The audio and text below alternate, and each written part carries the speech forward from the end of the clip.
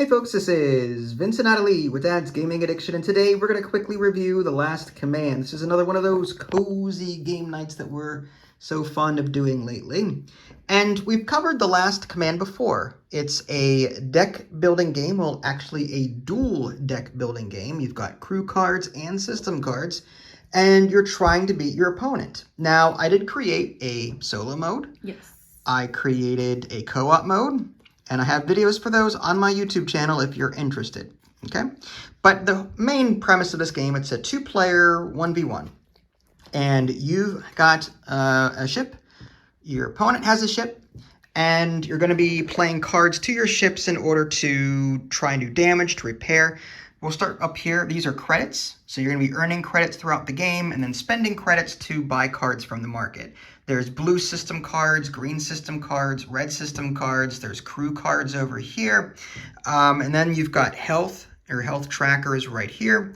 And then you've got three systems. You've got a green engineering system, you've got a blue comms, and a red tactical. The systems will go here as you play them. This is the cost to buy it from the market. This is the energy cost to actually play it. So you do need to have energy in order to play cards. This is the one-off effect that you get immediately. This is the semi-permanent in-game effect that you get at the end of the round if you match the correct icon with your crew members down here. You play crew members down here. They have a one-off as well when you play them, as well as a cost for buying them from the market. But at the end of the round, if you match these symbols, you get this extra thing at the end of the round. Again, I do have actually have a how to play video out there too. So I'm not going to go too deeply into all of this. But long story short, you're going to start with a basic deck of 6 cards, 3 crew, 3 systems. And then throughout the game, you're going to buy cards, you're going to add them. And the whole shtick of this game is, it's not like a typical deck builder where you're constantly building a tableau. Rather, every time you go to shuffle a particular deck, let's say I have to draw from crew but can't because I have nothing left. Instead of like taking all the cards from my discard, I do that and I take all of the crew that I've played up to this point back into the discard as well, shuffle that, and then draw. So this is constantly refreshing. You're going to be playing systems here and then putting them back at some point because you ran out of cards and you have to draw more. So that's the general idea of it.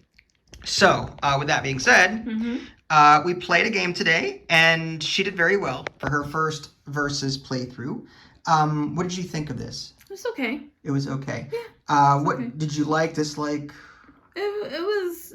I like the co-op better, only because I'm very competitive. Because my card game, for some reason, is very off lately. No, she did good. So her strategy.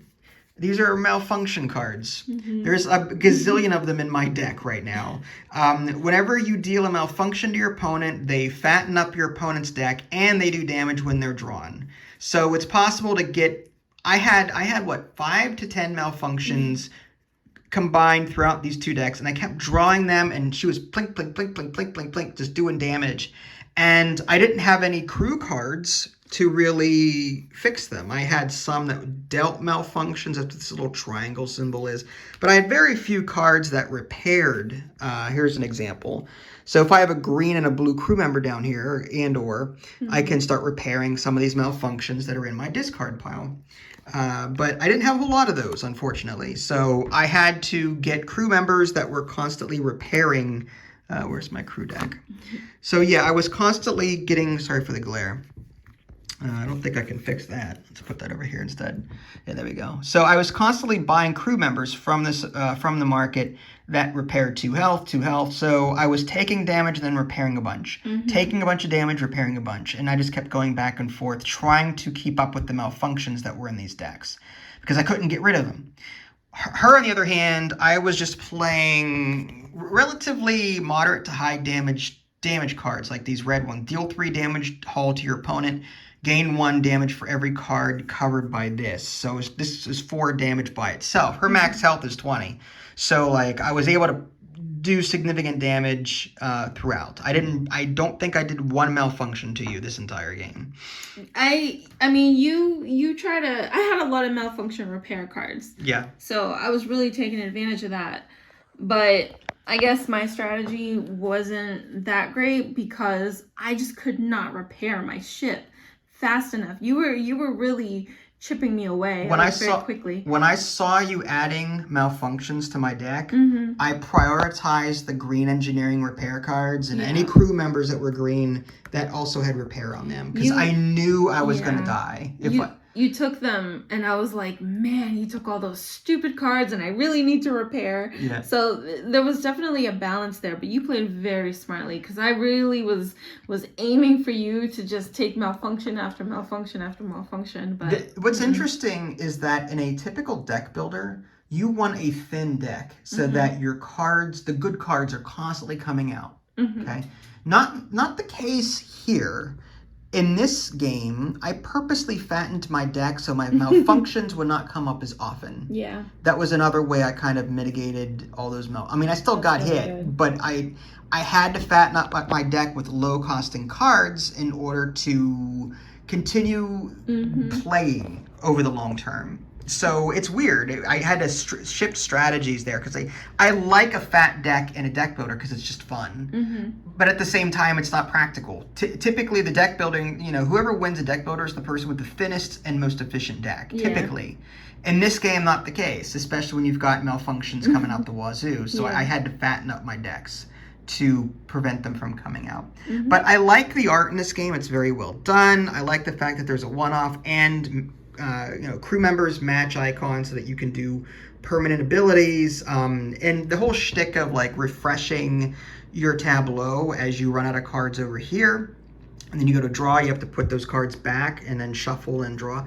I like that, and I like that whenever you refill your hand at the end of the round, you can look at one card at a time to choose which one you want to take from. I like that too. So this game does a lot of cool things, and the fact that I made a solo rules for it, a co-op, how to play, like I did a lot of things for this game, like a lot of content generating, so I really enjoy this. And I love the neoprene mats. I can't say no to a good neoprene mat. Yeah, this could have been like, I feel like taking this from you and using it as a mouse pad. Nope, you're not going to do that. She's going to be sleeping on the couch. Maybe. Yes. It'll be worth it. Yeah, right. So, yeah. Now, keep in mind, this was a Kickstarter sent to me by the developer for review purposes and stuff. So, if you do buy this game, you may not get the neoprene mat. I'm pretty sure that's going to be extra and stuff. And it also came with a bunch of card sleeves, too. I didn't do that, though, because I don't want glare. I don't like the glare when I'm filming. Yeah. So I typically don't use card protectors. The card stock isn't bad, though. It's relatively thick, but it will see some wear and tear after a couple of games. So just be wary of that. So anything else to add before we... This was a decent game. Do I enjoy it? I enjoyed it. I think it's a little too frustrating for me because I feel like when you're in a strategy, you kind of can't turn to another strategy. Like you're kind of stuck there. Because I was giving you malfunction after malfunction after malfunction, and when I saw that I needed to be repaired, I felt like I really couldn't start repairing. I really had to go all out with the malfunctions, and that was a little frustrating because I didn't want to do that all the time, but I chose that path. Right. So her and I are different. Like, I guess we have different opinions on this. Like, I see, the way I like to look at games is, like, for example, let's take a look at roguelite deck builders on Steam, video games. Dime a dozen. I look for games that are unique.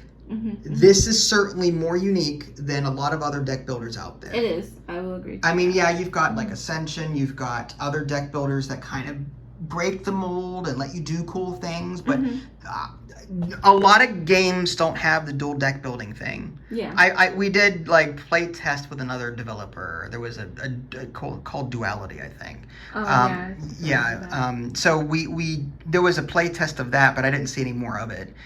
So the fact that this is a dual deck building game, and it's very well done, it's highly adjustable, it gets high marks for me, very high praise. And on your end of it, I can see the frustration on your end of it.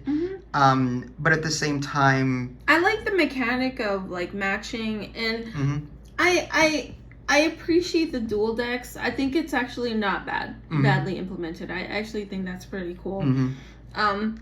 I do like it. I just, there are other. We're gonna point a finger and laugh at her builders. now for having a different opinion. I know.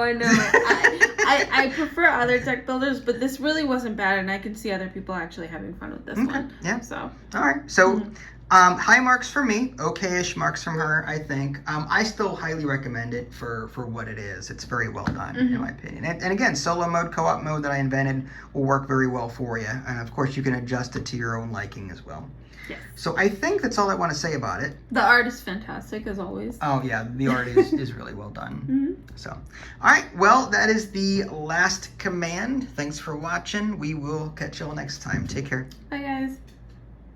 And there we have it. And we're saying happy birthday to Vince. And the dog's saying happy birthday to Vince. And